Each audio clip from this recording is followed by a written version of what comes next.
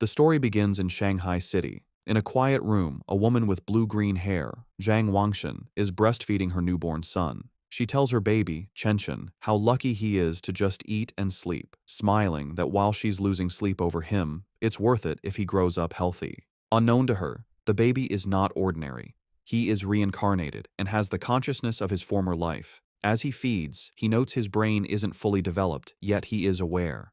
A blue, game-like status screen appears, identifying him as Lin Zichen, 33 days old, with a biological level of ordinary Tier 1. He realizes he has a special cheat ability. At 3 months old, Lin Zichen is in his crib while his parents, Zhang Wanxin and Lin Yansheng, watch him. His father remarks on how physically gifted the baby seems, predicting he will become a mighty gene fuser, or at least a cyborg. As they speak, Lin Zichen is kicking. A system notification announces he has kicked 10,000 times, granting him the biological attribute Use and Advance. This skill allows any part of his body he trains to grow infinitely stronger within carbon-based limits. He feels his strength grow and wonders what his father meant by gene fusers and cyborgs, imagining superheroes. By 4 months old, Lin Zichen has learned to sit up and crawl. To avoid frightening his parents with his unnaturally fast development, he trains only at night. Each time he crawls, his system rewards him with points. A month later, at 5 months old, he has mastered walking. At 6 months, he can finally sit up and crawl in front of his parents without it seeming too strange. While watching television, a news report on aberrant beasts shows gene fusers and cyborgs joining forces to fight them. For the first time, Lin Zichen understands this world is vastly different from his old one. He learns this Earth has mutated, giving rise to terrifying creatures called aberrant beasts. To fight them, humanity developed 2 paths. The first is mechanical ascension, where humans modify their bodies with technology to become powerful cyborgs. The second is gene modification, where humans fuse their genes with aberrant beasts, becoming gene fusers to fight monsters with their own power. Realizing the dangers, the reincarnated Lin Zichen resolves to use his system to grow up safely, evolve his abilities while laying low, and survive in this perilous world. One day, the doorbell rings. Zhang Wangshin opens it to a woman in a blue dress, Xu Ming, their new next-door neighbor. Xu Meng introduces her family, her husband, Shen Jianye, and their young daughter, Shen Qinghan, who clutches a doll. Lin Zichen looks at the little girl with purple hair. He acknowledges Shen Qinghan as his first friend in this new world, sensing their destinies will one day be tightly bound. Time passes, and Lin Zichen dedicates himself to training. At 7 months, thanks to his use and advanced skill, he has mastered running, jumping, and basic language by talking to himself, earning stat points for each activity. By 8 months, his training has progressed to doing sit-ups and push-ups in his crib. He is careful to practice only when his parents are not around. But one day, his mother, Zhang Wangshin, walks onto the balcony and is shocked to see her 8-month-old son doing sit-ups. She rubs her eyes in disbelief. However, being a web novel author, she dismisses it as a stress-induced hallucination. Lin Zichen immediately pretends to be asleep, breathing a sigh of relief and making a mental note to be more cautious. A few days later, while giving him a bath, Zhang Wangshin makes another shocking discovery. She screams for her husband, Lin Yansheng. When he rushes in, she points out that their 8-month-old son has defined abs. Lin Yansheng is stunned. He excitedly suggests their son might be a 1-in-a-million prodigy with a bright future as a powerful gene fuser or cyborg. Hearing this genius narrative, Lin Zichen is relieved his secret is safe, realizing how lucky he is to have 2 web novel authors for parents. Lin Zichen reflects that on this mutated Earth, he is not the only genius. He and his mother watch a news report about a 2-year-old from a martial arts family who can lift a 20 kilos dumbbell with one hand. Zhang Wangshin pulls her son close, proudly stating that her Chenchen is just as amazing. Lin Zichen is touched by his mother's confidence and wonders if he'll also be able to lift 20 kilos when he turns 2. By the time Lin Zichen turns 2, his training has paid off. He has kept a low profile while secretly developing his strength, easily lifting a 20 kilos weight with one hand in the storage room. His session is interrupted when his mother calls that Han Han, Shen Qinghan's nickname, is here to play. Startled, he puts the weight down and goes out. He opens the door to find Shen Qinghan, now also 2, offering him a tart. Lin Zichen internally remarks that due to their different mental ages, they don't play conventionally. While Han Han is a typical toddler, he uses every moment to train. He has found a unique way to spend time with her. Since she likes to stick close, she serves as a perfect custom-sized weighted vest for his exercises. There is, however, one recurring problem, which he is reminded of when he feels a warm wetness and cries out that Han Han has peed on him again. Another year passes. At age 3, Lin Zichen's strength has grown exponentially, and he can lift a 40 kilograms weight with one hand. While watching TV, he sees a report about a 4-year-old prodigy lifting a 30 kilograms dumbbell and notes with satisfaction that he is already stronger. Despite his progress, his system still shows his biological level as ordinary Tier 1. He wonders what it would take to reach Tier 2. With these questions in mind, he steps out of his house for the first time. The world outside is a stunning, futuristic cityscape with beastmen and cyborgs, which he assumes are the gene fusers and cyborgs he's heard about. Accompanied by his mother and their neighbors, Xu Meng and Shen Qing'an, he heads to the library. Since his parents don't let him use electronic devices, books are his best source of information. At the library, his mother points him toward the children's section, but Lin Zichen heads for advanced encyclopedias, with a worried Shen Qing'an following. The mothers watch in confusion. Xu Meng asks why he likes these books, and Zhang Wangxin guesses it's his genius genes. While Shen Qing'an offers him cookies, Lin Zichen is absorbed in his reading. Through the books, he learns that all life is categorized into 6 biological levels: ordinary, advanced, rare, epic, legendary, and mythical, each divided into 9 tiers. He realizes normal humans like his parents are at the bottom, ordinary Tier 1, as insignificant as ants compared to higher-level beings. This knowledge lights a fire under Lin Zichen. He must accelerate his training while maintaining his cover. His system alerts him to a new quest: read 100 million characters to be rewarded with the celestial root of wisdom. Excited to train both mind and body, he accepts. For the next year, Lin Zichen splits his time between physical training and voracious reading. At age 4, he and Shen Qing'an begin kindergarten, holding hands with the IR teacher, Ms. Zhang Mei. His hard work pays off. Soon after starting school, he breaks through to ordinary Tier 2.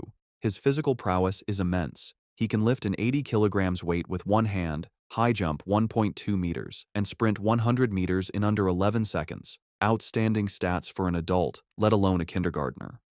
One day, he finds children surrounding a crying Shen Qing'an, calling her a bedwetter. Seeing his friend bullied, he knows he must act. He leaps dramatically into the center of the bullies. He glares and unleashes a terrifying threat. If anyone bullies Han Han again, he will pee on their bed every day. The childish but menacing threat works. The bullies burst into tears, vowing never to return to kindergarten. Shen Qing'an looks at her protector with admiration. This act unlocks a new achievement, the title of Kindergarten Kid King, and a new series of quests. He is delighted he can work on multiple quests at once. Half a year later, he completes his reading quest. Having read 100 million characters, he is awarded the Celestial Root of Wisdom, granting him a perfect eidetic memory and peak human learning ability. Time flies, and soon he and Shen Qing'an are almost 7, posing for their kindergarten graduation photo. Even during vacation, Lin Zichen does not rest, now strong enough to train with a massive 200-kilo barbell. During the vacation, his abilities reached new heights. He could leap over 2 meters high and had broken the 8-second barrier in the 100-meter dash with a time of 7.98 seconds. His mind was just as sharp. Boosted by his new attribute, he had already finished most of the elementary school curriculum. His new life began at Sunshine Elementary School. Because he was already self-studying advanced subjects, academic competitions were easy. He effortlessly took first place at the National Elementary School Academic Competition, just to unlock his title as quickly as possible. Whenever he had free time, he would give Shen Qing'an private tutoring. Though not an exceptional talent, she was diligent. With his help, her grades improved dramatically, and after one semester, she was ranked second in the class, with Lin Zichen holding first place. To speed up his quest, he also participated in school sports meets, breaking every record. Just when he thought his school life would continue in this predictable routine, a special new transfer student appeared. The teacher introduced the newcomer, a girl with long, silvery blue hair named Bai Shui. Lin Zichen immediately knew she was different. As she stood in the doorway, he could sense a faint, unusual aura that did not belong to a normal human. As the new transfer student, Bai Shui, walks to find a seat, the other students watch her curiously. Shen Qing'an leans over to Lin Zichen, whom she calls Xiao Chen, and whispers about how pretty Bai Shui's hair is, like winter snowflakes. However, Lin Zichen is not in the mood to discuss aesthetics. As Bai Shui sits near him, his mind is on the strange, non-human aura he senses from her.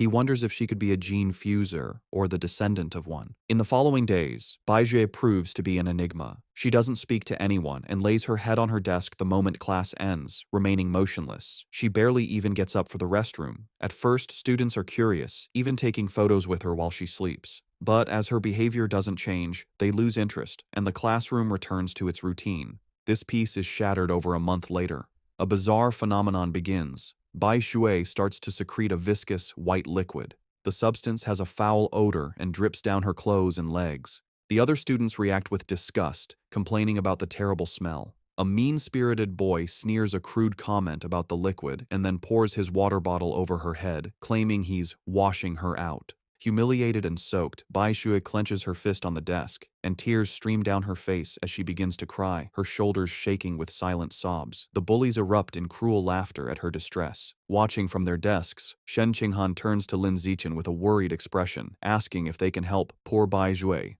Lin Zichen is confused. He had sensed Bai Shui was dangerous, so he can't understand why she is crying. He agrees to help. As he walks towards the bullies, he reevaluates his assessment. While he still doesn't understand her, he realizes that for now, she isn't a threat. She is just a weak girl being bullied, and he has to step in. Lin Zichen walks up to the main bully and grabs him by the collar, calling out his name, Guan Chun. With a menacing smile, he orders the boy to wipe the water off Bai Shui's desk. Guan Chun is terrified and stammers that he'll wipe it up right away. The other bullies know they are in trouble. Lin Zichen is notorious at school for being skilled at both academics and fighting. Not even 6th graders dared to mess with him. Knowing it's better to comply, they quickly grab tissues and clean up the mess. Once the desk is clean, Lin Zichen's gaze sweeps over the group. He commands everyone involved to apologize to her immediately. The bullies, sweating and terrified, quickly comply. They line up before her desk and bow their heads, offering apologies and promising never to bully her again. With the bullies gone, Bai Shui looks up, her eyes still tearful. She gratefully thanks both Lin Zichen and Shen Qinghan. Shen Qinghan puts a comforting hand on Bai Shui's shoulder, telling her that classmates are supposed to help each other. From that day on, Shen Qinghan makes it her mission to befriend the quiet, white-haired girl, always dragging Lin Zichen along. The three begin spending their free time together. Shen Qinghan is especially kind, always sharing her tastiest snacks with Bai Shui first. During one of these moments, as Shen Qinghan offers her a treat, Bai Shui hesitates. She looks at them and asks if they aren't disgusted by her because she smells so bad. She explains she's sorry for not trusting them, but since she was little, she has always been ostracized by everyone. Having someone be nice to her feels so unreal that she thinks she must be dreaming. Bai Shui looks up in surprise when Shen Qinghan tells her firmly that this is not a dream. Shen Qinghan smiles gently and says she knows what it's like, so she would never be disgusted by her. She declares that as long as Bai Shui is willing, they will be friends forever, pulling a slightly exasperated Lin Zichen into the promise. Overcome with emotion, Bai Shui tightly hugs Shen Qinghan. Tears of gratitude stream down her face as she thanks them for their kindness. After composing herself, she tells them she wants to give them a gift in return. She holds out a necklace with a pair of beast fangs, explaining it was a birthday present from her mother. She gives it to them, hoping it can be a symbol of their friendship. Shen Qinghan enthusiastically agrees, and the three children stand together in the schoolyard as the sun sets, joyfully declaring they will be friends forever. However, just as their newfound friendship was solidified, the unexpected happened. One day, Shen Qinghan is stunned to learn that Bai Shui has transferred out of the school. Lin Zichen confirms it, revealing that he saw her filling out the withdrawal papers. He flashes back to watching from the principal's office doorway. He saw Bai Shui with the principal and a large, intimidating man with cybernetic arms. The principal assured the man that Bai Shui's paperwork was complete and her information would be kept confidential. The encounter confirmed Lin Zichen's suspicions that Bai Shui's identity was not simple. From that day on, he never saw Bai Shui again, left to wonder about her. But he notes that the events that followed were what truly captured his attention. Sometime later, Lin Zichen is at home giving his mother, Zhang Wangxin, a shoulder massage. She sighs in relief, telling him the massage is perfect after a long day of typing. Lin Zichen internally notes that he learned professional massage techniques thanks to his celestial root of wisdom and is surprised by its usefulness. Their quiet evening is interrupted by a major news report. It features another incredible achievement by the Kyoto prodigy. At just 10 years old, the boy has successfully fused with aberrant beast genes and can now lift a 500 kilograms boulder with one hand. Lin Zichen recognizes the boy and realizes with a jolt that his rival has already begun gene fusion. His father, Lin Yansheng, complains that the Kyoto prodigy is always on TV, questioning if they are trying to turn him into an influencer. The parents discuss it. Lin Yansheng explains the boy is from a 1,000-year-old martial arts family, so they likely have advanced gene fusion technology. Zhang Wangxin argues it's wrong to use a child as a guinea pig. Her husband counters that for such a family interests come first, earning a sarcastic "you know everything" from his wife. While his parents bicker, Lin Zichen is deep in thought. He recalls that before the fusion, the prodigy could lift 100 kilograms. Now he can lift 500 kilograms, a five-fold increase. In comparison, Lin Zichen, at only 8, can already lift a 300 kilograms weight with one hand without any gene fusion. He concludes with a confident fist pump that his own potential is far greater. His confidence was soaring, but that feeling was short-lived. The next news report taught him the true meaning of fear. Breaking news shows a city in a neighboring country completely devastated by a massive explosion. The report states that based on footage, the attack was carried out by giant, aberrant rats. The screen shows horrifying images of monstrous rats swarming the ruins, capturing a screaming woman in their massive jaws, and then brutally devouring her. The news report continues, confirming heretics were responsible for the aberrant rat attack, fanning the flames from the shadows. At a press conference, an official from the devastated Sakura country pleads for international aid, explaining the heretics are a shadowy cult manipulating the beasts. Watching the news, Lin Zichen learns the cult is an anti-human organization of traitors who serve the aberrant beasts for their own gain. He feels relieved to be born in a powerful, stable country, giving him a safe place to grow stronger while laying low. His thoughts are shattered by sonic booms outside. He rushes to the window and pulls back the curtain to see a squadron of heavily armed cyborgs flying through the night sky. He wonders why so many are being deployed, hoping nothing bad is happening. The next morning, everything seems normal. Lin Zichen waits for Shen Qinghan, who runs up, apologizing for being late. As she approaches, he notices something strange. The beast fang necklace Bai Shui gave them, now worn by Shen Qinghan, emits a bright blue glow. He realizes the fang is from an aberrant beast and the source of the faint, non-human aura he'd sensed from her. The glow fades as quickly as it appeared, and the two don't think much of it. However, between the cyborgs and the fang's reaction, Lin Zichen feels that something bad is about to happen. On their way to school, a striking woman with long red hair in a black dress leans against a lamppost, watching them. She comments on what adorable kids they are and steps in front of them, asking if they are brother and sister. Shen Qinghan proudly corrects her, explaining they are childhood best friends. The woman smiles wistfully, remarking how she wishes she had a childhood friend too. Then, her expression turns sinister. She leans in, eyes glinting, and asks why they're going to school alone and where their parents are. As Shen Qinghan begins to answer, Lin Zichen quickly grabs her hand, cutting her off. He pulls her along, stating they're going to be late, leaving the mysterious woman behind. Once a safe distance away, he gently scolds Shen Qinghan, reminding her not to talk to strangers. She nods. After school, Lin Zichen leads them through a deserted alleyway. Shen Qinghan nervously comments on how creepy it is. Lin Zichen explains the area is scheduled for demolition, and everyone has already moved out. Their walk is interrupted by a familiar voice. The red-haired woman from the morning appears, commenting on how they are finally out of school. She's not alone. A large, muscular man named Sheng is with her. The woman tells Sheng she's got the kids over here. Lin Zichen is alarmed. He had deliberately chosen a different route, but she had somehow followed them. The woman tries to lure them closer with a sweet voice, offering them treats. Her accomplice, Sheng, grows impatient. He tells her to stop talking and just knock the kids out so they can get it over with. Without another word, Sheng rushes toward them with a cloth, shouting he's in a hurry to sell them for cash. As he closes in, Lin Zichen shoves Shen Qinghan out of the way and squares up to face him. He clenches his fist and throws a powerful punch with all his might.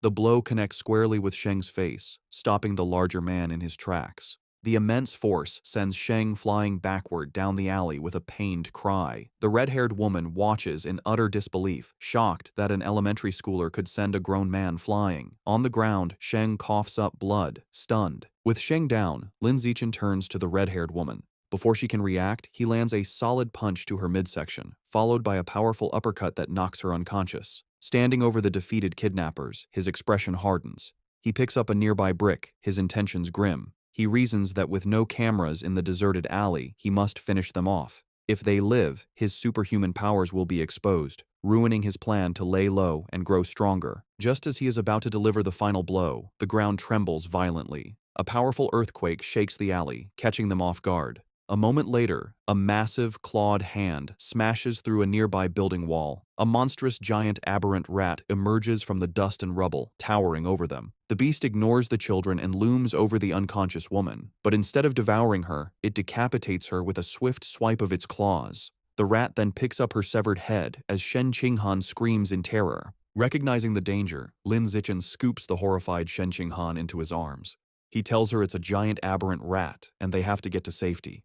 He turns and sprints away, carrying her as they flee. As they escape, a flash of red and gold streaks through the sky. A female cyborg with blonde hair and rabbit ear attachments on her helmet dives into the alley. She moves with incredible speed, a blur of motion as she zips past the rat. Shen Qinghan, looking over Lin Zichen's shoulder, exclaims how unbelievably fast the cyborg is. The cyborg lands gracefully behind the monster. Facing the rat, the female cyborg prepares her attack. Her gauntlet glows as she charges her weapon and announces, "Anesthetic smoke." She fires projectiles at the monster, causing massive explosions that rock the alley. Lin Zichen shields Shen Qinghan from the blast. The aberrant rat is caught in the fiery explosions, roaring in pain, and is left dazed by the anesthetic smoke. Seeing her opening, the cyborg surges forward and finishes off the weakened beast in a flurry of strikes. Later, Lin Zichen watches a news report about the incident at home. He analyzes the fight, concluding the cyborg's power level probably isn't very high. He reasons she had to weaken the rat first, and it still took her 7 minutes to kill it.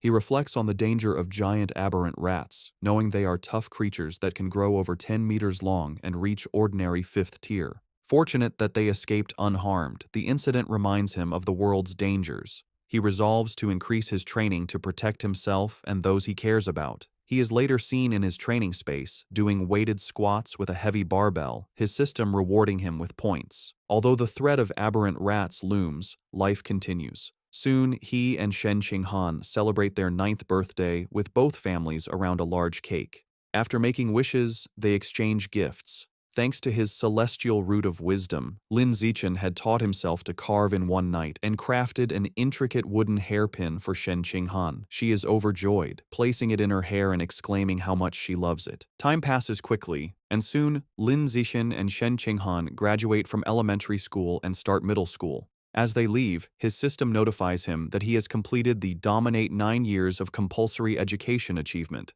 unlocking the Kindergarten Kid King and Elementary School Top Dog titles. He becomes excited to unlock the Middle School Overlord title next, which will grant him the Survival of the Fittest attribute. During the break, he sticks to a high-intensity training regimen. His training includes 1,000 push-ups with a massive boulder on his back, granting him huge stat boosts. His hard work pays off.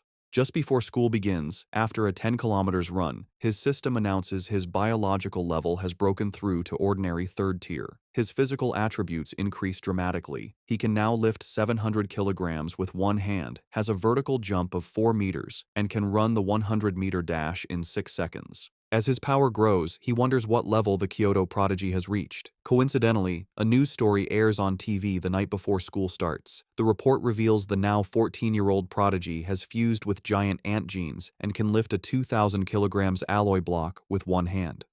Lin Zichen calculates that since giant ant genes increase strength by a factor of 4 to 8, the prodigy's true lift without the gene enhancement is only around 500 kilograms.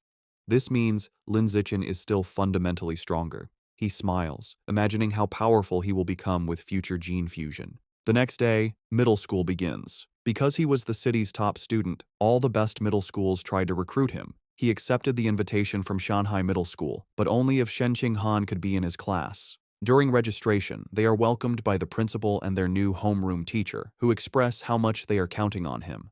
After a few pleasantries, he makes an excuse and leaves with Shen Qinghan. The real reason he chose Shanghai Middle School was for its excellent athletic facilities. They had planned to play badminton on the school's court before classes officially started. On the court, an excited Shen Qinghan tells Lin Zichen, "Xiao Chen, they should start." She serves with a flourish, calling out her fairy's curveball. Lin Zichen easily catches the shuttlecock mid-air, but their game is interrupted. A group of upperclassmen approaches, and their leader, in a backward cap, snatches the shuttlecock, informing them the court is reserved. His friends mockingly offer to let Shen Qinghan stay and spar with them. Shen Qinghan stands her ground, telling them they have to follow the rules, and they were there first. Lin Zichen, seeing them get too close to Shen Qinghan, steps in with a cold expression. He tells them to get away from her and reminds them of the first come, first served rule. The leader scoffs, arrogantly declaring he is taking the court. The leader holds the shuttlecock and tosses it up, but before he can serve, Lin Zichen moves. He declares that from now on, his rules are the only ones that matter. With a surge of power, he leaps and smashes the shuttlecock with incredible force. The shuttlecock rockets across the court, a white blur. It moves so fast, the leader barely has time to react. The force of the impact shatters his racket and sends his cap flying. The upperclassmen are left in shock, sweating and trembling. They wonder if Lin Zichen is even human, questioning if he's a gene fuser. One notes with terror that if the shot had been off by a little, their boss's head would have been taken off. Thoroughly intimidated, the upperclassmen bow deeply in apology. They tell Lin Zichen they understand the rules now and will be leaving immediately. They then beat a hasty retreat. Perhaps because word of the incident spread, no one ever dared to bully Lin Zichen or Shen Qinghan again. Aside from being bigger with better facilities, their new school life felt much the same. Academically, Lin Zichen was far ahead, having finished the middle school curriculum long ago. During class, he would read interesting books to pass the time. At night, after workouts, he would use his celestial root of wisdom to learn new skills online, quickly dabbling in cooking, photography, driving, swimming, and various sports. To unlock the middle school overlord title, he didn't just rank first in every subject, he also represented the school in national competitions. He stood amidst a mountain of trophies. To keep a low profile, he was careful not to win first place in every competition. A semester went by, and the title still hadn't unlocked. However, his performances earned him many fangirls who left stacks of love letters on his desk. He ignored them. Aside from tutoring Shen Qinghan, he focused on the upcoming school sports festival. He believed that if he completely dominated it, he should finally unlock the title. For the festival, he entered only 3 events: shot put, high jump, and sprinting, representing strength, jumping, and speed. He achieved an astonishing 201-meter throw in the shot put. Although he held back to avoid seeming too superhuman, he still easily took first place in all his events. Just as he was sitting with Shen Qinghan, admiring his gold medal, he felt a new power surge through his body. A system notification appeared, announcing that because his achievements far surpassed every other student, he had unlocked the middle school overlord title. With all 3 school-age titles unlocked, the Dominate 9 years of compulsory education achievement was complete, and he had obtained the new biological attribute, survival of the fittest. As the power flowed through him, he realized with satisfaction that the title had finally unlocked. As Lin Zichen and Shen Qinghan leave school, he considers his new survival of the fittest attribute. The ability lets a predator devour the life essence of other creatures to evolve. He wonders what life essence is, lost in thought until Shen Qinghan calls for him to wait. Snapping back to reality, he gets an idea. He asks Shen Qinghan if he can borrow her beast fang necklace. She agrees and hands it to him. The moment his fingers touch the fang, a system notification appears. It informs him he has devoured a trace of the abyssal giant butterfly's life essence, unlocking a new guidebook with 1% progress. A spectral image of a massive, dark butterfly with eyes on its wings appears around him. He is stunned to realize the fang is a butterfly's tooth. That night, hoping to learn more, he searches for abyssal giant butterfly online. To his surprise, the search returns no results. Realizing he'll have to study this exotic beast on his own, he remembers Bai Shui had given them a pair of fangs. He rummages through his bag and finds the second tooth. Holding the second fang, he once again absorbs its power. Another system notification confirms he has devoured a second trace of life essence, but the guidebook progress only increases to 2%. He looks at the fang with disappointment, realizing there isn't much life essence left in it. He concludes he must find another way to unlock the abyssal giant butterfly's full power. The next day after school, to boost his training and ensure a quick escape route from any aberrant beasts, Lin Zichen starts biking Shen Qinghan to and from school every day. As they leave the school grounds, a man calls out to him, "Zichen!" The man, in a tracksuit, stops them and introduces himself as Coach Guo from the school's martial arts team. He praises Lin Zichen's performance at the sports meet as the best in school history.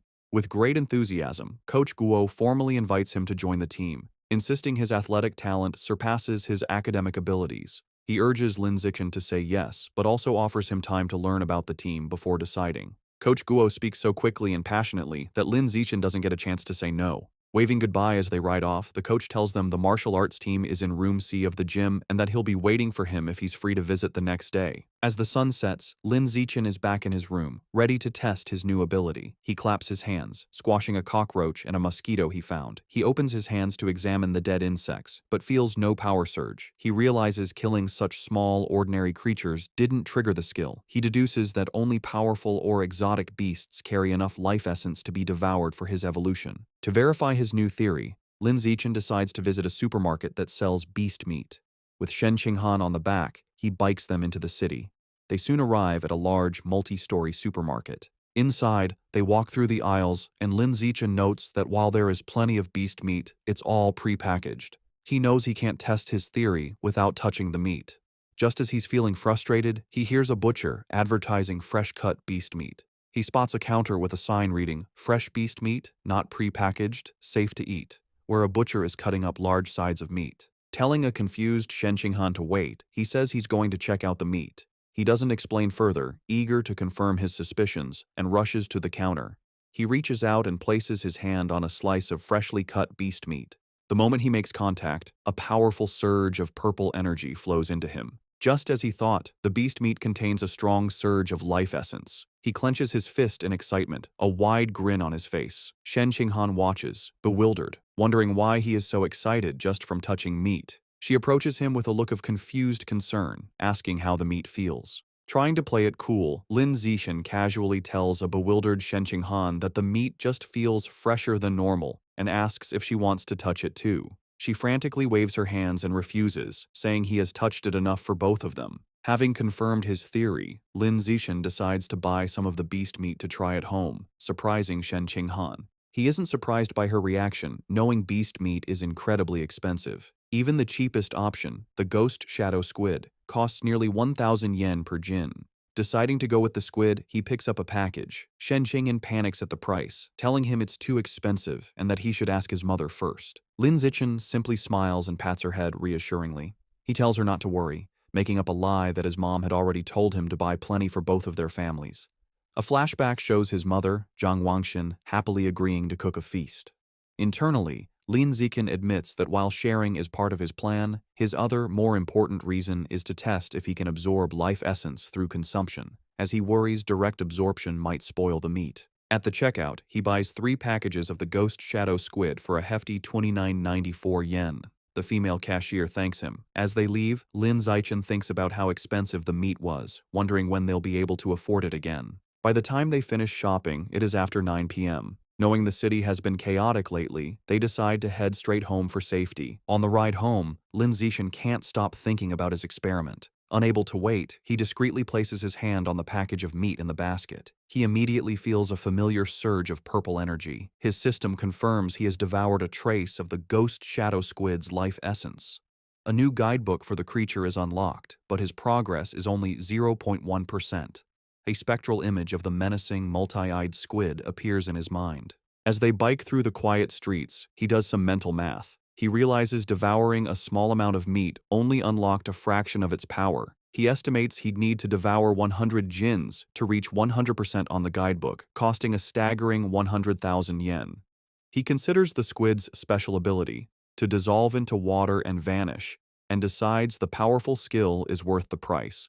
His course is clear. He needs to make a huge sum of money, as he can't ask his family for that much. He then remembers his second reason for buying the meat, to test if absorbing its life essence would cause it to spoil. He glances at the package. It's been a while, but the meat looks perfectly fresh. He grins, delighted that absorbing the essence doesn't ruin the meat. As he continues to absorb its power, his progress bar for the squid climbs to 3%. His concentration is broken when Shen Qinghan shouts a warning. He slams on the brakes, screeching to a halt just inches from a couple in the bike lane, and apologizes. He scolds himself for not watching where he was going, then wonders why the lane is so crowded. Shen Qinghan points ahead. They see a tense standoff. A muscular, red-haired man is holding a woman hostage at knife point. Shen Qinghan recognizes the hostage in terror as their teacher, Chao Mei. The man shouts threats at the crowd. The area is surrounded by police officers who try to de-escalate the situation through a megaphone. The police captain holds back an officer, Ah Bing, telling him not to shoot recklessly. The captain explains the target is too close to the hostage and using her as a shield, making a clean shot impossible. The officer suggests sleeping gas, but the captain rejects it, fearing it would provoke the suspect before it could take effect. While the police hesitate, Lin Zichen decides to act. He discreetly picks up a small rock from the pavement and flicks it with incredible speed and precision. The rock strikes Officer Ah Bing's gun, causing it to misfire. The stray bullet hits the hostage-taker's hand, forcing him to cry out and drop his knife, releasing Teacher Cao Mei. Seizing the opportunity, the police captain yells for his team to move in. The officers rush forward and swiftly arrest the disarmed suspect, while a female officer comforts the terrified but unharmed Teacher Cao Mei. As the situation is controlled, Lin Zichen quietly gets back on his bike. Shen Qinghan looks at him with wide, questioning eyes and asks if he threw the rock. He quickly shushes her, saying they should leave and talk later, and they pedal away. Just as they are about to get away, a voice commands them to stop. The police captain calls out, asking if Lin Zichen was the one who threw the rock. Panicked at being caught, Lin Zichen quickly denies everything with a nervous smile.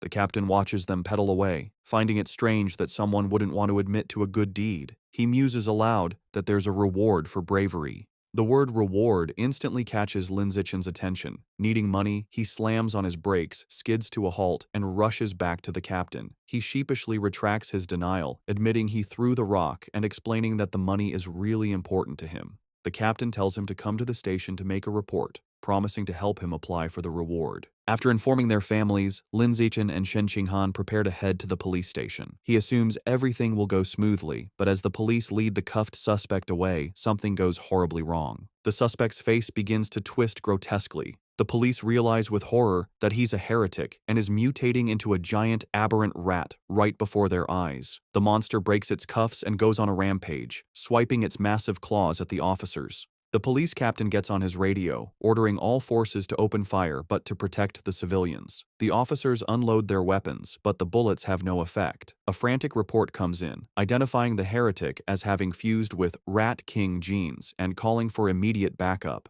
Realizing the danger, Lin Zichen apologizes, grabs both of them and pulls them away, urging them to run. He is relieved the monster isn't chasing them, but knows they need to get away fast. As they flee, a new figure streaks down from the sky in a purple aura. It's a female cyborg in sleek, futuristic armor. She lands a powerful blow on the giant rat, sending it staggering backward. Hovering in the air, the cyborg, a woman with short, dark purple hair, begins to charge a laser cannon in her chest. With a command to fire, she unleashes a massive, devastating beam of purple energy that engulfs the mutant rat. The creature roars in agony as it is completely disintegrated, leaving nothing but scorched remains. Lin Zichen watches, stunned by the cyborg's incredible power. With the threat gone, Teacher Cao Mei and Shen Qinghan breathe sighs of relief. Lin Zichen, however, is more concerned about his bike, noting with relief that the blast didn't hit it, which would have been a huge financial loss. Just as the tension subsides, he has a sudden realization. He looks into the bike's basket and sees the expensive ghost shadow squid meat has spoiled, giving off a foul smell. He now understands his initial theory was correct. Absorbing the life essence causes the meat to spoil, but there's a delay. Holding up a limp tentacle, he realizes he needs an excuse and decides to blame the fight and the now-deceased heretic. Putting on a dramatic show, he throws the spoiled tentacle down, loudly blaming the heretic and the cyborg's attack for roasting the meat. Teacher Cao Mei comforts him, saying what matters is that they're all safe. Although they plan to go home, at the captain's request, they end up riding with the security team to the station. They didn't expect to be transported in the same van as the heretic's remains.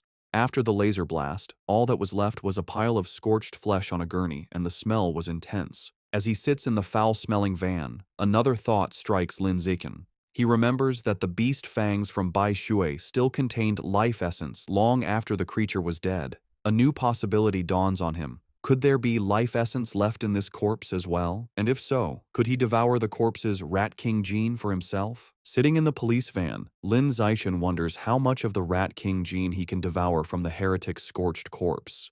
Deciding to find out, he discreetly reaches his hand towards the remains. The moment he makes contact, he feels a powerful surge of red energy. His system confirms he has devoured a trace of the giant mutant rat's life essence, unlocking its guidebook with an impressive 5% progress. He is shocked by how much he absorbed and realizes the freshness of the source is directly proportional to the amount of life essence he can obtain. The escorting officer, Ah Bing, notices his movement and tells him to sit still. Lin Zichen quickly claims he just needed to stretch. Later, at the public security office, he knows that while Ah Bing was easy to fool, the security captain is sharper. The captain informs Lin Zichen that he has applied for his bravery reward, but then questions him more seriously. He asks how a middle schooler, at such a distance and in poor lighting, managed to so precisely hit the heretic's knife hand with a rock. Lin Zichen gives a vague answer, claiming it's because he often trains his right hand.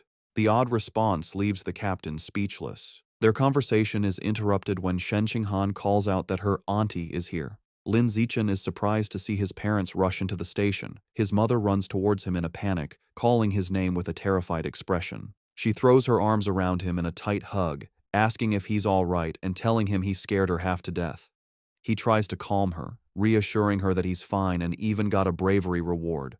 Holding him close, his mother makes him promise that next time there's danger, he will hide somewhere safe first. She tells him with tears in her eyes that all she wants is to see him grow up safe. Lin Zichen is visibly moved by his mother's heartfelt concern. As they leave, Lin Zichen reassures his mother he will always protect himself first. The police captain watches them go, still pondering the boy's strange abilities. On their way out, Lin Zichen passes two female police officers discussing the case. One remarks that perverts are getting more brazen, and her colleague reveals the heretic was a liberal arts student from Guangyuan University, brainwashed by the rat god cult. The first officer curses the cult, but the second points out they need to eliminate the root cause, the self-proclaimed Rat King. The name instantly catches Lin Zichen's attention. In the car home, he immediately starts researching the rat god cult on his phone. Surprised to find a ton of information, he learns the cult's main base is in Shanghai City, and most of its members are societal outcasts. He uncovers a shocking piece of information suggesting the Rat King wants to evolve into a higher life form and is forcing its followers to gather evolution materials. This leads him to a chilling question. Has the Rat King, an aberrant beast, already developed sentience? His thoughts are interrupted when he glances out the window and sees a giant rat, nearly the size of a cat, on the sidewalk. For a moment, he wonders if it's related to the Rat King, but quickly dismisses the idea, telling himself that in the South, cat-sized rats aren't that unusual. Shaking off the thought, he realizes how quiet Shen Qinghan has been. He looks over and sees her squirming uncomfortably, her knees pressed tightly together. He immediately understands. He recalls that ever since she was a child, whenever she gets nervous or startled, she can't control her bladder. While embarrassing for her, Lin Zichen has always felt this peculiar reaction might be linked to some hidden potential within her. When they get home, Lin Zichen's mother, Zhang Wangxin, is shocked that the nearly 3,000 yen worth of beast meat is gone. Lin Zichen quickly thinks of an excuse, sheepishly claiming that during the emergency, he must have dropped it while running away. His mother immediately puts his safety first, telling him to forget the meat and that all that matters is he is unharmed.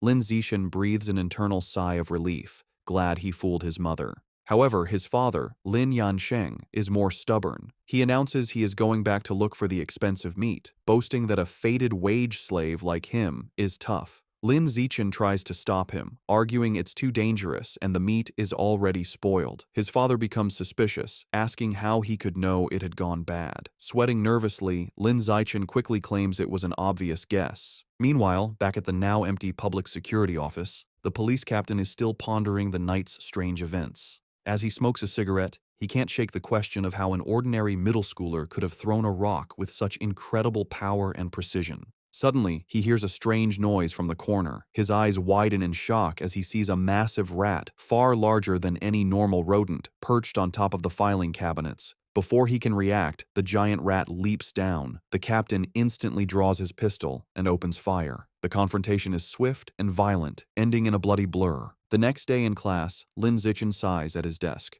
Reflecting on the previous night, he concludes he is still too weak compared to the powerful heretic and the female cyborg. He needs to make money fast to buy more beast meat like the ghost shadow squid to fill his guidebook's progress bar. He considers becoming an influencer or selling study materials, but dismisses the idea as too flashy and against his goal of keeping a low profile. Suddenly, an idea strikes him. He remembers that in this world, martial arts and gene fusion are more important than academics. He decides it's time to act. Later, he heads to the gym where the martial arts team practices in Building C. He finds Coach Guo drinking from a thermos and greets him. A surprised Coach Guo asks if he is there to join or just to learn more about the team. Instead of answering, Lin Zichen leans in and discreetly asks if joining the team offers a chance to compete in city tournaments and if the prize money is high. The coach smiles, confirming he would have a chance and that prizes are worth tens of thousands. With his main concern addressed, Lin Zichen shakes the coach's hand and announces he is joining the martial arts team today. Coach Guo happily welcomes him. The coach gathers the team to announce their new member. He introduces Lin Zichen, reminding them of his performance as the sports meet champion. The other team members, Zhang Kai, Huang Tianxing, or Xing, Li Shutong, and Han Yiguo, introduce themselves. Finally, Lin Zichen introduces himself. Since Lin Zichen has no formal martial arts training, Coach Guo demonstrates basic fist and leg techniques. The coach explains the moves look simple but are difficult to master, noting that the team's fastest learner, Li Shutong, took a week to perfect them. He then encourages Lin Zichen to try. Lin Zichen assumes a ready stance.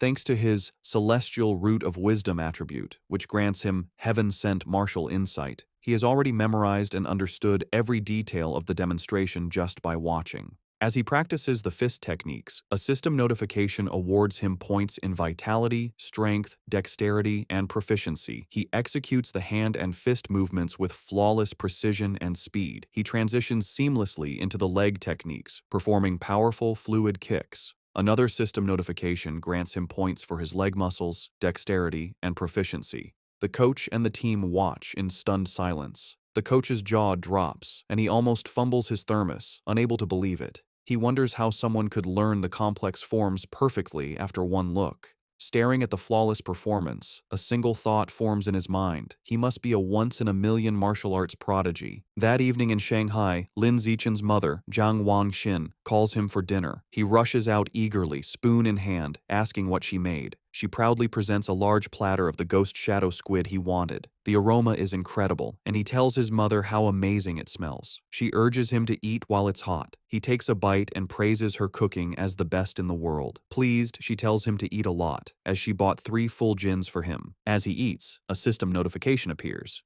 He has devoured a trace of the ghost shadow squid's life essence by consuming it, bringing his guidebook progress to 3.01%.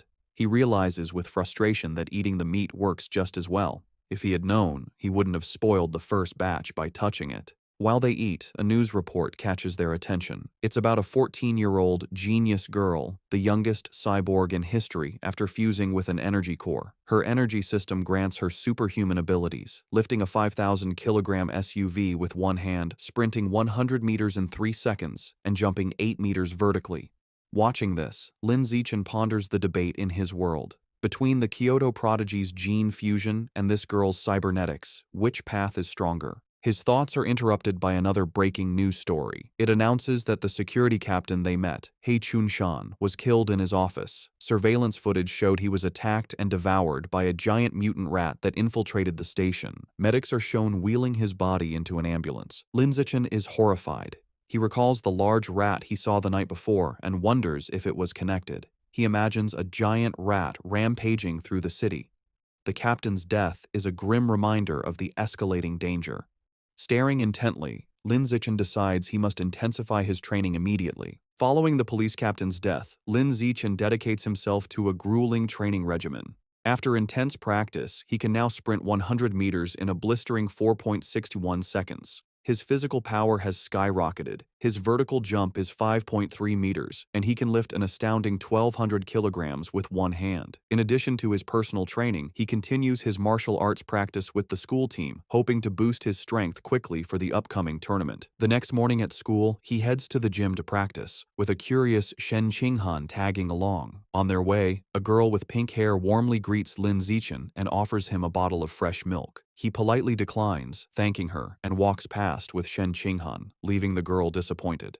Watching from a distance is his teammate, Zhang Kai. He clenches his fist in anger, resentful that the person who beat him at the sports meet is rejecting a gift from the girl he admires. Unable to contain his frustration, Zhang Kai rushes forward and blocks their path. He confronts Lin Zichen, scolding him for his poor manners and for hurting the girl's feelings. When Lin Zichen calmly explains he is allergic to milk, Zhang Kai refuses to believe him and calls him a liar. Enraged, Zhang Kai points at Lin Zichen and challenges him to a spar. He sets the terms. If he loses, he will never bother Lin Zichen again, but if Lin Zichen loses, he must drink the whole bottle of milk. Just as the challenge is issued, a new system notification appears.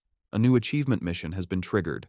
Defeat 1,000 different opponents in formal competition for the survival of the fittest biological trait.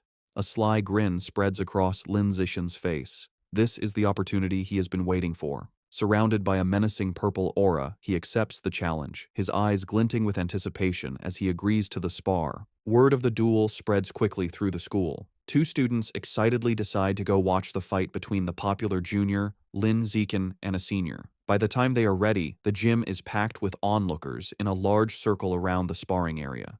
The crowd is clearly on Lin Zichen's side. Many of his female fans cheer him on, telling him to teach his opponent a lesson, including the pink-haired girl from earlier who gets her phone ready. Zhang Kai scoffs, annoyed that everyone assumes he will lose. He internally admits Lin Zichen's talent has grown incredibly over the past month. He sees this duel as his last chance to put the rising genius in his place and show off his own strength. In contrast to his opponent's intensity, Lin Zichen seems unfazed.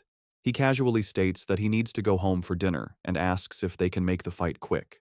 Taking this as an insult, Zhang Kai smirks and agrees to grant his wish. Coach Guo steps between them to officiate. He raises his hand to start, reminding them of the rules. However, before the fight begins, Zhang Kai shouts for them to wait. With a condescending grin, he offers Lin Zichen a handicap. He points out that he has trained for nearly 2 years, while Lin Zichen is a novice of only a month. To be fair, he declares he will let Lin Zichen have the first 3 moves. Lin Zichen simply agrees. The moment he agrees, Lin Zichen explodes into motion. He closes the distance in a blur, catching Zhang Kai by surprise. Before his opponent can raise his guard, Lin Zichen unleashes a single devastating punch. The blow connects with brutal force, sending blood flying from Zhang Kai's nose. He is knocked out instantly, collapsing unconscious on the gym floor. The entire gym is stunned into silence. Coach Guo's jaw drops as he stares in disbelief, shouting that the fight was over in one punch.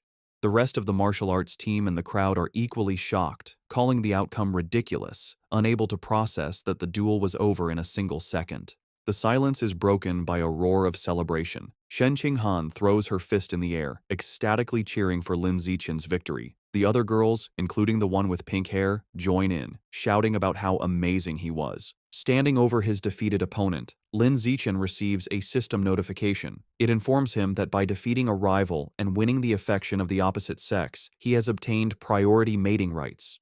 More importantly, his new mission progress is now 1,000. He reflects that he has a long way to go to unlock the natural selection attribute. To speed up his progress, he turns to the remaining, terrified members of the martial arts team. With a friendly but unsettling smile, he suggests they should all spar as well. The team members stare back, their faces pale with horror. Immediately, they all start making pathetic excuses. One has cram school, another's mother is waiting for dinner, while others pretend to feel sick. Before they can flee, Zhang Kai struggles to his knees. He refuses to accept his loss, furiously accusing Lin Zichen of a sneak attack and vowing to crush him in a rematch. Coach Guo steps in, telling Zhang Kai to accept his loss like a man. The coach then wonders aloud if the punch was just a lucky shot, deciding to test the theory on another team member named Xiao Lizi. Hearing his name, a spiky-haired boy freezes in terror. Though he assumes a fighting stance, he is clearly terrified, begging Lin Zichen for mercy and not to hit his face. 10 minutes later, the results are clear.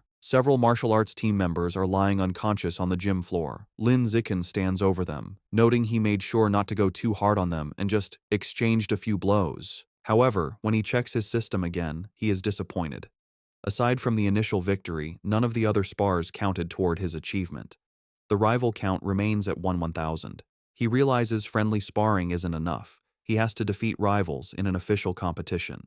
As he thinks about this, a hand claps his shoulder. Coach Guo grins manically, declaring that Lin Zichen is a true genius. He exclaims that in just over a month, the newcomer has become the team's ace. Filled with new confidence, the coach proclaims that with Lin Zichen leading, their school will crush all others and take first place at this year's regional martial arts tournament. As Coach Guo celebrates, Lin Zichen has a moment of clarity. He realizes the coach is right. The upcoming tournament is the perfect opportunity to face many official opponents at once. He becomes determined, understanding that as long as he defeats them in an official competition, each victory should count toward his progress. His thoughts are interrupted when a defeated Zhang Kai calls his name. Having regained consciousness, Zhang Kai stands, points at Lin Zichen, and formally accepts his loss with a bizarre and overly graphic declaration of submission. His strange words leave everyone, including Shen Qinghan, Coach Guo, and Lin Zichen, completely shocked and disturbed. With the duel over, the spectators and coach quickly flee, leaving a bewildered Zhang Kai alone, complaining he hadn't finished his speech.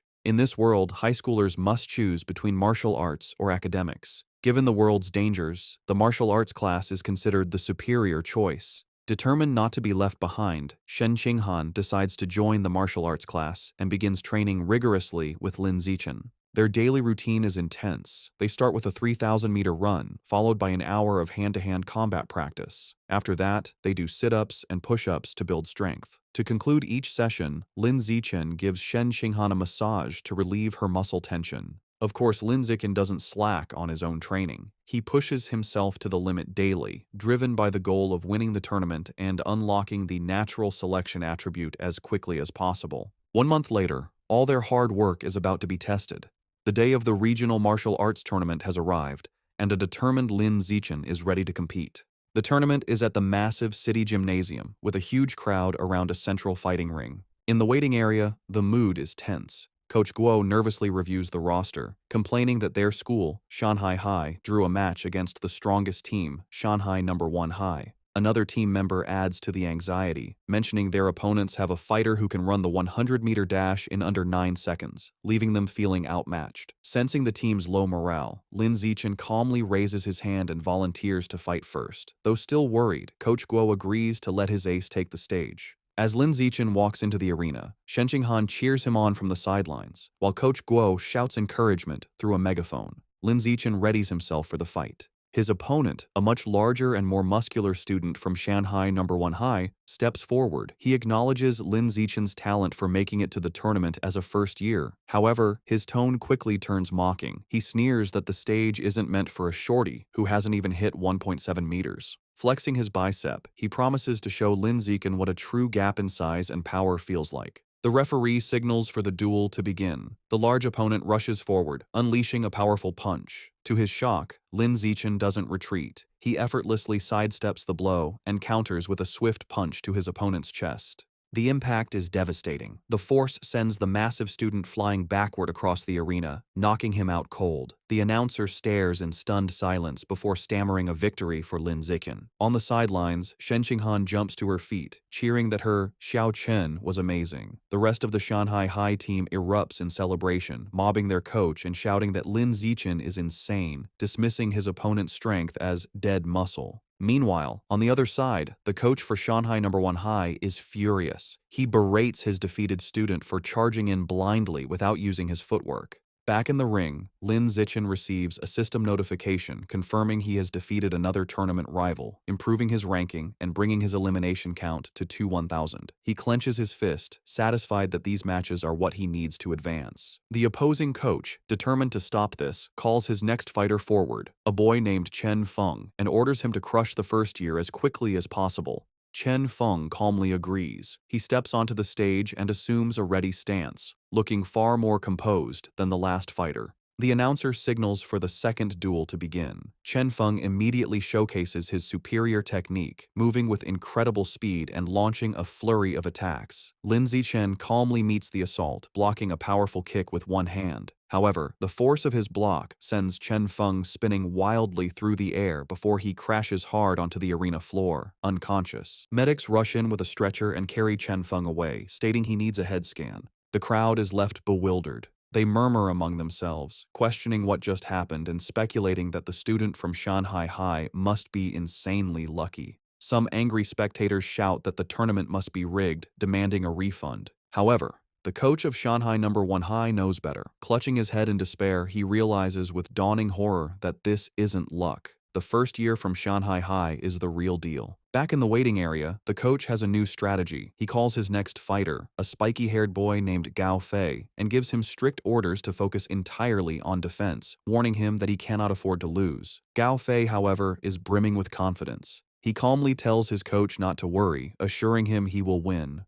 As he walks to the ring, Gao Fei internally dismisses Lin Zichen's victories. He believes his opponent isn't strong and has only won through tricks. With his superior speed, running the 100-meter dash in under 9 seconds, and greater experience, he is certain he can't lose. The crowd is buzzing. Spectators discuss Gao Fei's reputation, marveling at his speed. One person mentions his father is a gene fusion user, explaining his enhanced abilities. The consensus is that Lin Zichen's impressive run is about to end, though they acknowledge his great potential. The announcer signals for the duel to begin. Ignoring his coach's instructions, Gao Fei immediately goes on the offensive, lunging at Lin Zichen with a powerful kick. He follows up with rapid strikes, unleashing his special technique, the flowing water-shattering rock fist. His coach watches in fury, shouting at his disobedient student for attacking. Gao Fei scoffs at defense, believing a genius like him doesn't need it. Meanwhile, Lin Zichen, easily evading the blows, finds the technique interesting and decides to learn it on the spot. Gao Fei grows frustrated as he can't land a single hit. He stops out of breath and demands to know how Lin Zichen is dodging his attacks. Unfazed, Lin Zichen calmly asks if he has any other moves, taunting him. Enraged, Gao Fei unleashes another desperate barrage of punches. Seeing the same predictable moves, Lin Zichen decides the time for observation is over. He thinks, "All right then, let's end this." He effortlessly dodges the final punch and counters with a single powerful kick to Gao Fei's midsection, ending the match instantly. The crowd is once again left in stunned, speechless silence. The silence is shattered by thunderous cheers from the Shanghai High supporters. Coach Guo and Shen Qinghan are ecstatic, shouting that their Xiao Chen is a beast and celebrating his third consecutive victory. The rest of the tournament proceeds just as easily. The next few opponents are even weaker. He effortlessly defeats each one, and soon he has single-handedly wiped out all 5 fighters from the opposing team. Over the next 2 days, the story is much the same. He continues his dominant performance, taking down 2 more schools by himself. Thanks to his incredible display, he successfully leads Shanghai High to win the championship. He and his team proudly pose with their medals and trophy. However, as he checks his system, his rival count is only 16,000.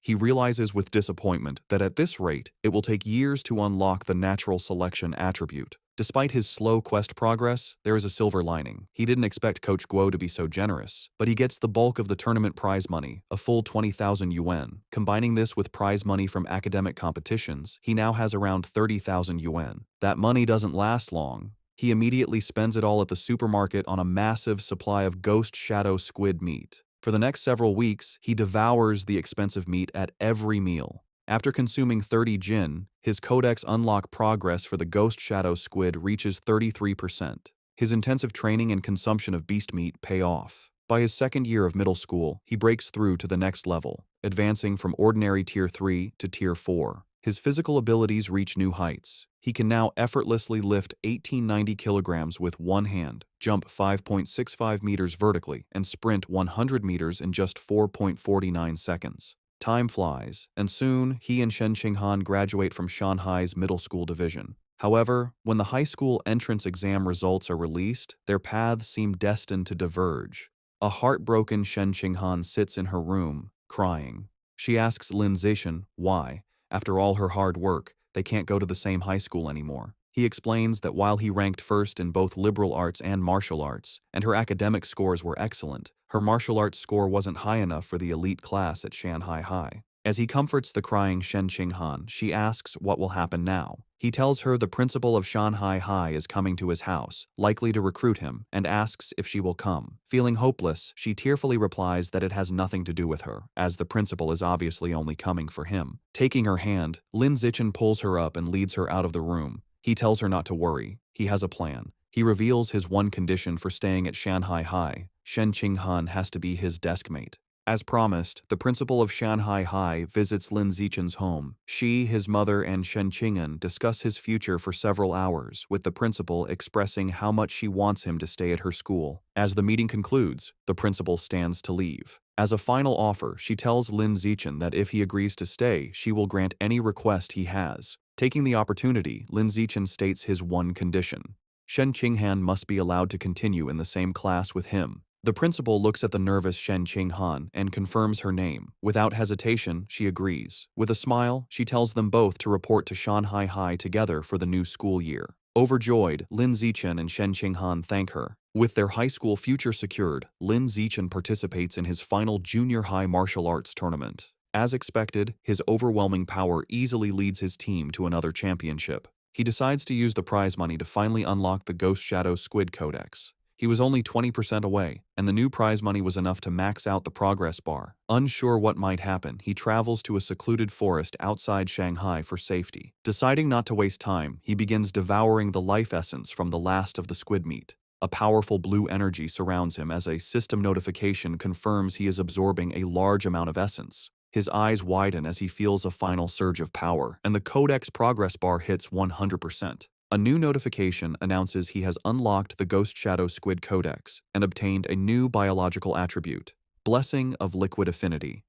The ability enhances his affinity with water, allowing him to move freely and even vanish in aquatic environments. However, as the power settles, he stands in the quiet forest holding the limp squid tentacles and feels his new ability is kinda underwhelming. Still feeling underwhelmed, Lin Zichen tests his new ability in a nearby pond. He finds his Blessing of Liquid Affinity has some benefits. He can soak for long periods without his skin wrinkling, and swimming is much easier with reduced water resistance. However, there are no other noticeable effects. He sits in the water and rationalizes that since the Ghost Shadow Squid is a low-tier beast, it's fair the ability isn't very powerful. He resolves that to get better attributes, he will either have to save up for higher-grade beast meat or become strong enough to hunt powerful wild mutant beasts himself. The memory of the terrifying giant mutant rats strengthens his resolve, and he clenches his fist, determined to grow stronger. With less than a week before school begins, Lin Zichen's mother and Shen Qinghan's family decide to go on a trip. To better study his new liquid affinity, Lin Zichen suggests they go to the beach. As they stand in the ocean, Shen Qinghan shivers and complains the seawater is cold. Lin Zichen, however, feels perfectly at home. He tells her to ease into it and then dives into the water, swimming with incredible speed. As he moves, his system rewards him with stat points for swimming and diving. From the shore, a nervous Shen Qinghan calls out, asking him to teach her how to swim. Lin Zichen pops his head out of the water, suddenly remembering his childhood friend doesn't know how yet. He begins patiently teaching her the basics. Given her average athletic talent, he assumes she will struggle. However, Shen Qinghan proves him wrong. She excitedly exclaims that swimming is surprisingly easy and that she learned it right away, diving effortlessly. She swims gracefully and surfaces with a look of shock, surprised she can dive without any instruction. Lin Zichen watches in shock as a strange blue aura of water seems to emanate from her. After she surfaces, she excitedly tells him how amazing it feels. She notes that while opening one's eyes underwater usually stings, she feels no discomfort. In fact, she finds it cool and pleasant. Her words leave Lin Zichen deep in thought. He watches her swim away, finding the situation unusual. He reasons that even with a natural talent for water, there's no way she could have mastered all the skills so instantly. Her rapid learning is simply not normal. Suddenly, a realization dawns on him. He recalls her lifelong problem with bedwetting when nervous. He wonders if this weakness is actually a sign of a powerful, innate water affinity she was born with. The idea excites him. He becomes convinced she might possess some kind of special cultivation body, like a character from his parents' Xianxia novels. To test his theory, they continue diving. Her performance shocks him even more as they explore the underwater world. He notes they have been holding their breath for over 10 minutes, an incredible feat for a beginner like Shen Qinghan. As they swim, Shen Qinghan's expression suddenly changes. A strange, swirling sound begins to vibrate through the water around her. Both look up, trying to find the source. They surface abruptly, and Shen Qinghan cries out as the glowing blue water swirls around her. Later that night, as they walk along the beach, Lin Zichen asks what happened. Shivering, she explains that underwater, she kept hearing strange and creepy sounds right by her ear. He comforts her and asks what kind of sounds. She tells him she couldn't understand the language, but it was a female voice that echoed non-stop until she surfaced. To help a frightened Shen Qinghan calm down, Lin Zichen brings her back to their hotel room. Later, he searches online for information about the strange female voice, but finds no results. Unsettled and unable to sleep, he uses his restless energy to train. As he performs 1,000 weighted sit-ups, he feels a sudden surge of power. A system notification announces his hard work has paid off. He has advanced to ordinary Tier 5. Surprised but pleased, he considers his new strength. He realizes that at Tier 5, he is powerful enough to rival a fully grown giant mutant rat. A determined glint appears in his eyes as he clenches his fist, confident that tearing the beasts apart with his bare hands is no longer impossible. Eager to test his new limits, he goes to the empty beach at night. The stat boost is immense. His 100-meter dash time has dropped to a mere 3.64 seconds, and his vertical jump has increased to an incredible 6.98 meters. To test his strength, he finds a nearby car and discovers he can now lift the 1,600-kilogram vehicle with one hand. With this new progress, his life moves forward. The vacation ends, and he and Shen Qinghan begin high school at Shanghai High. On their first day, they arrive early for class duty. Two new female classmates immediately recognize him, whispering excitedly about how handsome he is and how lucky they are to be on duty with him. While he is surprised his classmates know him, something even more unexpected happens. Simply performing class duty triggers a new system quest. The achievement requires completing 1,000 cooperative tasks for a new biological attribute, social animal. As he cleans the classroom with Shen Qinghan, he wonders what this new attribute will do. Since the school year has just begun, he takes the opportunity to visit the Mammoth supermarket after school. Now that he has unlocked the Ghost Shadow Squid Codex, he knows it's time to choose a new target for his ability. As he browses the expensive beast meat section, his eyes lock onto a new item. In one of the refrigerated cases is the packaged head of a savage giant eagle, priced at 1998 yuan per jin. An eager grin spreads across his face as he picks up the package, making his decision. This will be his next target. The savage giant eagle is a higher-tier aberrant beast than the ghost shadow squid. It has incredibly powerful vision, 30 times stronger than a normal human's, making it a formidable hunter that can precisely capture even the fastest prey. Back in his room, Lin Zichen examines the eagle meat. He concludes that unlocking its guidebook is a worthy goal, as its enhanced vision would provide a massive combat advantage. He also notes its price of 1,998 yuan per jin makes it one of the more affordable options. He places his hand on the meat, and a blue energy surrounds him as his system confirms he has devoured a trace of the savage giant eagle's life essence, unlocking 1% of its guidebook. After some calculations, he realizes that since 1 jin of meat provides only 1% progress, he will need to spend over 200,000 yuan to fully unlock the guidebook. He understands that high school tournament prize money is much higher than in middle school. With renewed determination, he decides he must work harder in competitions to earn the money to unlock the Savage Giant Eagle's codex before his second year. With the end of summer vacation, Lin Zichen's high school life at Shanghai High begins. On the first day, the teachers introduce themselves: the martial arts and homeroom teacher, the mechanical modification teacher, the gene fusion teacher, and the wilderness survival teacher. After their introductions, they ask the students to introduce themselves. Several students go first. A girl with long purple hair, Chu Yutong, says her specialty is in the arts. She is followed by an energetic pink-haired girl, Zhong Yijia, who shares her love for anime, cosplay, and sports. Next, a boy named Peng Huoguang says he likes to play video games at home. Soon, it is Shen Qinghan's turn. Being the center of attention makes her extremely nervous. With a blushing face, she manages to say her name is Shen Qinghan, that she enjoys drawing, and asks everyone for their future guidance. Finally, it is Lin Zichen's turn. His introduction is the shortest and most direct. He simply stands and states his name, asking for everyone's support.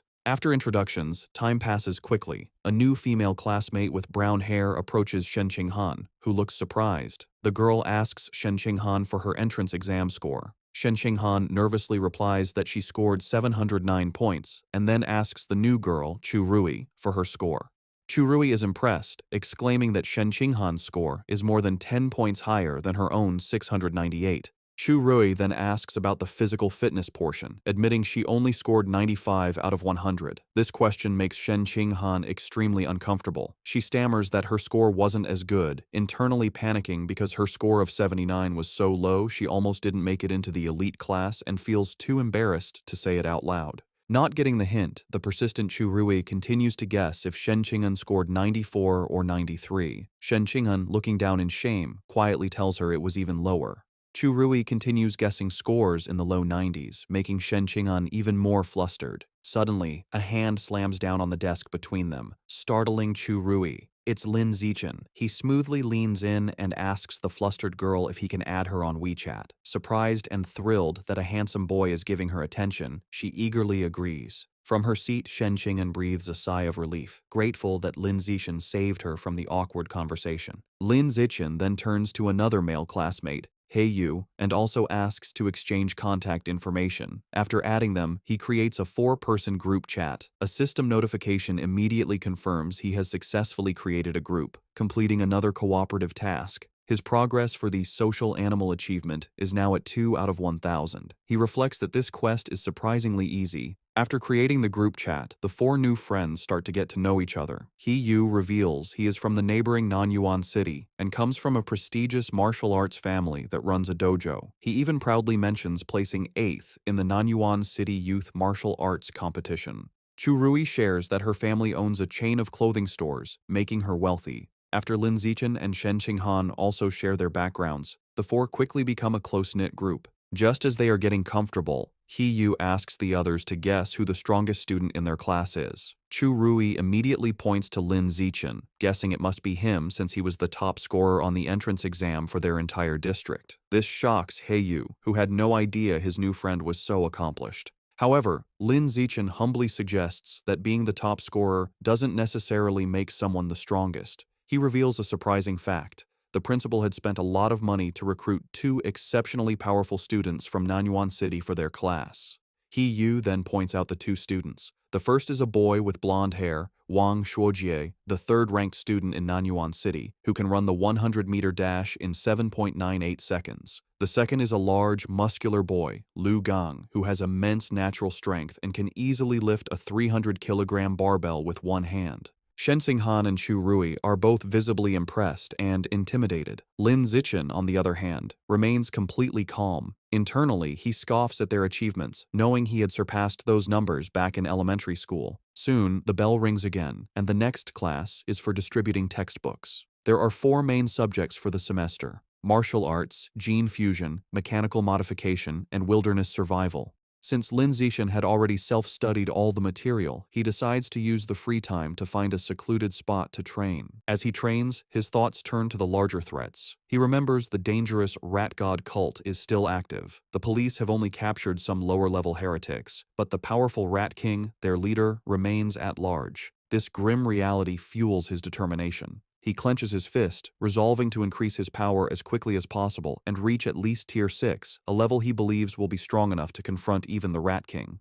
The first practical class is Wilderness Survival. The teacher, Xu Chungbei, gathers the students in a wooded area and asks if any know how to make a fire by drilling wood. He Yu mutters, "It's a useless skill." To everyone's surprise, both Wang Shuojie and Lu Gang step forward and successfully start fires using the primitive method. The teacher is impressed and asks how they learned. Lu Gang explains he learned at a summer camp, while Wang Shuojie says he taught himself by watching videos online. After they are done, Lin Zichen easily teaches the same technique to his own small group, and they quickly master it. Later, in martial arts class, the teacher, Yao Yuanfeng, announces he will teach them a special breathing and cultivation technique. Once again, Wang Shuojie and Lu Gang loudly declare they have already learned it, showing off for the class. Though their demonstration is a bit clumsy, they manage. Lin Zichen, who already knows these skills, decides to maintain his low profile. In this way, over a month passes uneventfully. One day in mechanical modification class, the teacher, Kai Yuanfei, announces a test to check their progress. To motivate them, he reveals cash prizes for the top 3, 888 yuan for first, 666 for second, and 333 for third.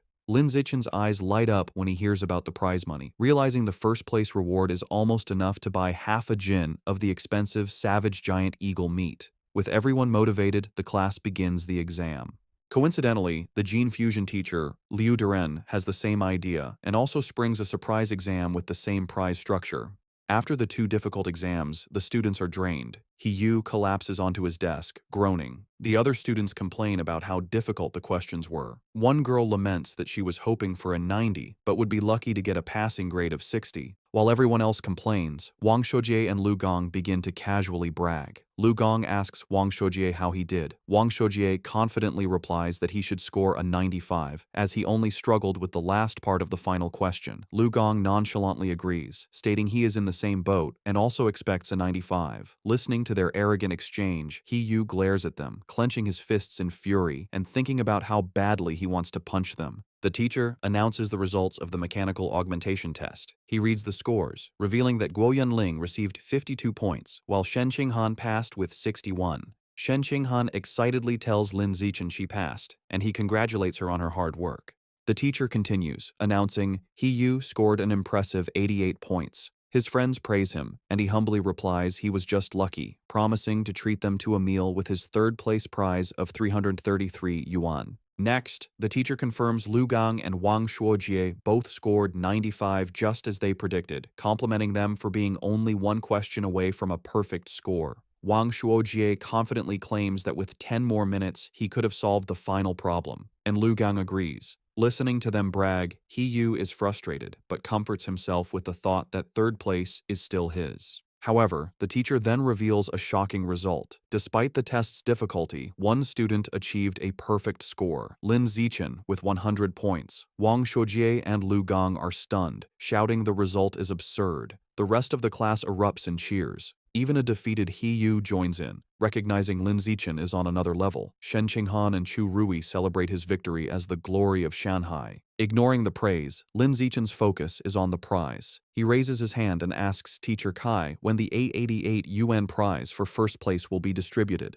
The teacher promises to send it later, internally finding Lin Zichen's intense focus on money strange. An hour later, the gene fusion exam results are announced. The teacher, Kai Yuanfei, reads the scores. This time, the non-yuan duo did not perform as well. Lu Gang scored 81 and Wang Shuojie 83. Though still good scores, they are clearly disappointed. In contrast, Shen Qinghan achieves an excellent 78, placing her in the top 5, and she celebrates with Chu Rui. To the shock of his classmates, Lin Zichen once again secures a perfect score, effortlessly winning another prize. This second crushing victory deals a huge blow to the confidence of He Yu, Wang Shuojie, and Lu Gang, who are left demoralized. Unable to accept their defeat, Wang Shuojie and Lu Gang question how anyone could get full marks on such a difficult test, openly suggesting Lin Zichen must have known the answers in advance. The teacher, Kai Yuanfei, immediately shuts down their accusation, stating firmly that it is impossible.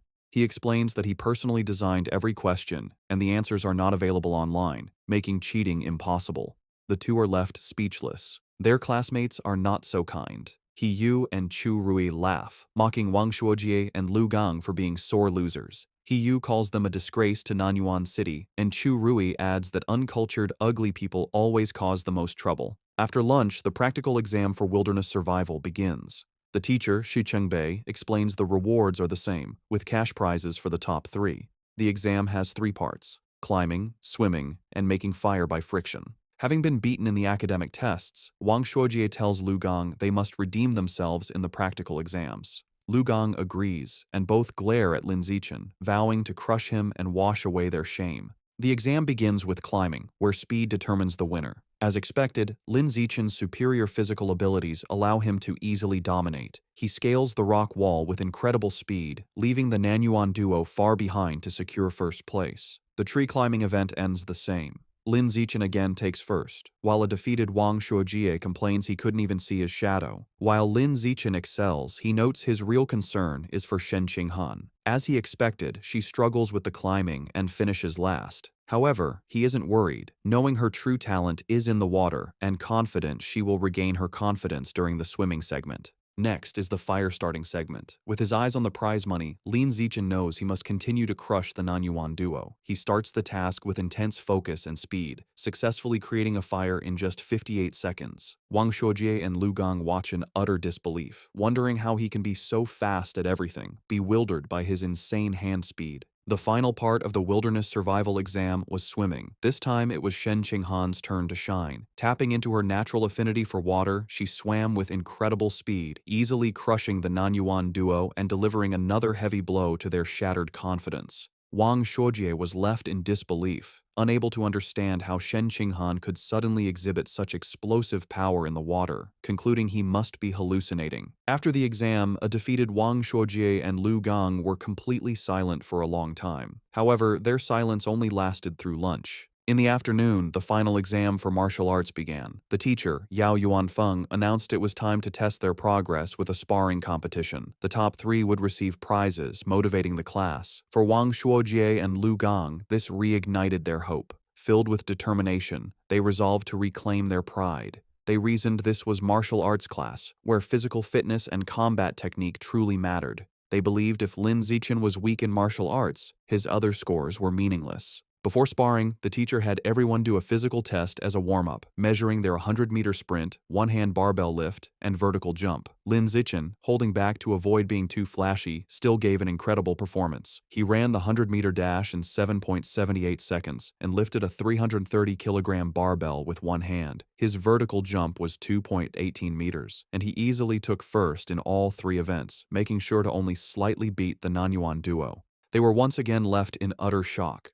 Wang Shuojie couldn't understand how Lin Zichen could be faster, while Lu Gang was baffled by how someone who didn't look muscular could be so strong. Trying to rally, Wang Shuojie reminded Lu Gang that failing the physical test didn't mean they would lose in sparring, as real combat also required technique. They convinced themselves their superior technique gave them a chance. After the test, everyone moved to the dueling area for the sparring matches. Eager to complete his survival of the fittest achievement, Lin Zichen stepped into the ring first. However, after his overwhelming display, no one dared to challenge him.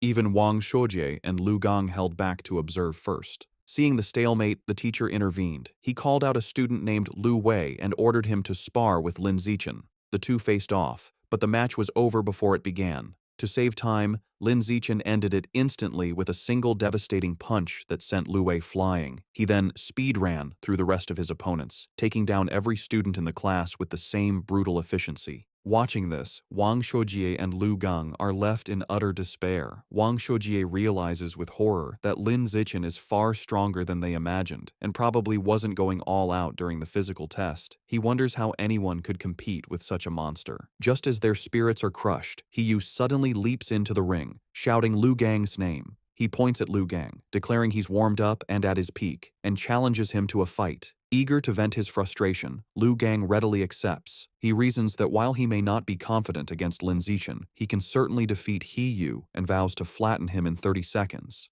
With a battle cry, He Yu rushes forward, and the two clash in a fast exchange of blows. However, the fight is decided by the clear gap in their power. Lu Gang easily catches He Yu's kick, uses his superior strength to swing him around, and then hurls him out of the ring. He Yu crashes hard, defeated and vomiting. Standing victoriously, Lu Gang looks down at his defeated classmate. He offers a backhanded compliment, acknowledging He Yu's physical technique is the best in their class, but smugly concluding that he is still better. After his victory, Lu Gang turns to see Lin Zichen approaching. Lin Zichen calmly issues a challenge for them to spar. Internally, he sees this as a perfect chance to make progress on his achievement quest. Fresh off his win and brimming with confidence, Lu Gang smirks and accepts, declaring he is not afraid. Lu Gang immediately goes on the offensive with a powerful punch. However, the gap in their abilities is apparent. Lin Zichen moves with blinding speed, effortlessly dodging the attack and leaving afterimages.